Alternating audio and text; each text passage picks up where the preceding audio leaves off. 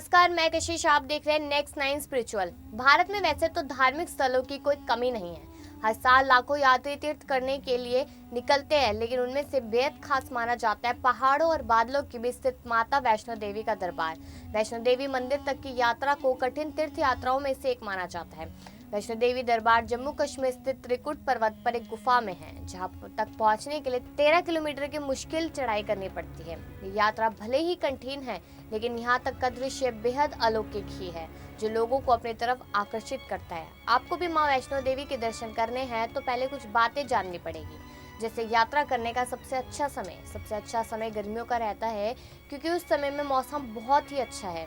अगर आप सर्दियों में जाते हैं तो माता रानी के दर्शन कर या कर ना पाए कुछ कह नहीं सकते, क्योंकि मौसम कभी भी बिगड़ सकता है। साथ ही नए साल की पूर्व संध्या हो, नवरात्रे हो या गर्मी की छुट्टियां या त्योहार जैसे विशेष दिन हो, यहाँ पर बहुत ज्यादा भीड़ रहती है, जिसकी वजह से घंटों तक इंतजार करना पड़ता है और लंबी लाइनों में लगे रहना पड़ता है।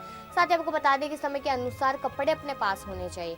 यहाँ की यात्रा के समय के आधार पर आप ये जरूर सुनिश्चित कर ले कि अपने बैग में किस प्रकार के कपड़े रखने हैं। यदि आप सर्दियों में आ रहे हैं तो खुद को गर्म रखने के लिए दस्ताने, स्कार्फ, ऊनी कपड़े साथ रखें। साथ ही अगर आप ट्रैकिंग की योजना नहीं बना रहे हैं तो आरामदायक जूते पहने। पंजीकरण अवश्य कराएं। ये इसलिए कहा गया है क्योंकि माता रानी के दर्शन करने से पहले आपको पंजीकरण कराना पड़ेगा, और वही पंजीकरण आपको दिखाना पड़ेगा, उसकी पर्ची दिखानी पड़ेगी। इस यात्रा में पर्ची जारी होने के बाद आपको 6 घंटे के अंदर बाणगंगा में पहली चेक पोस्ट को पार करा दिया जाएगा। साथ ही बता दें कि ट्रैक से अगर यात्रा करनी है तो आपके पास कटरा से 12 किलोमीटर का ट्रैक लेने का विकल्प है। यह मंदिर 5200 फीट की ऊंचाई पर स्थित है, इसलिए आपको लंबी सैर के लिए तैयार रहना चाहिए। रास्ता अच्छा और काफी सही है, क्योंकि यहाँ पे ट्रैक करते हो आप सुगम महसूस करेंगे। यदि आप ढलान पर नहीं चलना चाहते तो आपके पास खड़ी सीढ़ियाँ चढ़ने का भी विकल्प है। रात के समय अपनी यात्रा शुरू करें, क्योंकि यह आपको पहाड़ों की चोटियों के बीच उगते सूरज के नज़ारे को देखने का एक अद्भुत अवसर है। साथ ही बता दें कि वरिष्ठों के लिए खास सुविधा भी दी गई है। यदि आप पैदल चलने के इच्छुक नहीं हैं या वरिष्ठ नागरिकों के साथ यात्रा कर रहे हैं तो आपके पास टट्टू की सवारी करने का भी विकल्प है। हालांकि वरिष्ठों के लिए दिन के समय में ऑटो भी मिल सकती है। जब विकल्प की बात हुई है तो हेलीकॉप्टर की बात भी कर लेते हैं। आपके पास हेलीकॉप्टर सेवा चुनने का भी विकल्प है, जो कटरा से सांचीपत हेलीपैड तक उपलब्ध है। हेलीकॉप्टर का विकल्प चुनने के लिए आपको पहले ही बुकिंग करानी होगी, क्योंकि इस सेवा की लंबी लाइनें रहती है।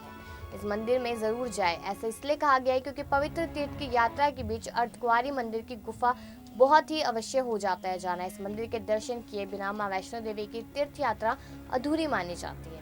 साथ ही बता दें कि सांझी छत पर रुके, क्योंकि अर्धकुंवारी से 3.25 किलोमीटर की दूरी पर स्थित सांझी छत एक खूबसूरत स्थान है। यहाँ से घाटी का विहंगम दृश्य और बर्फ से ढकी हिमालय की चोटियों का आनंद लिया जा सकता है। खाने पीने की चिंता ना करें, क्योंकि इस यात्रा के दौरान खाने पीने की चिंता आप लोग काफ़ी ज़्यादा करते हैं, लेकिन यात्रा मार्ग में बहुत सारे भोजनालय और जलपान केंद्र है, जहां आपको स्वादिष्ट राजमा चावल, पूरी चोल, डोसा, ककड़ी पोला और दही वड़ा मिलता है। रुकने की सुविधा।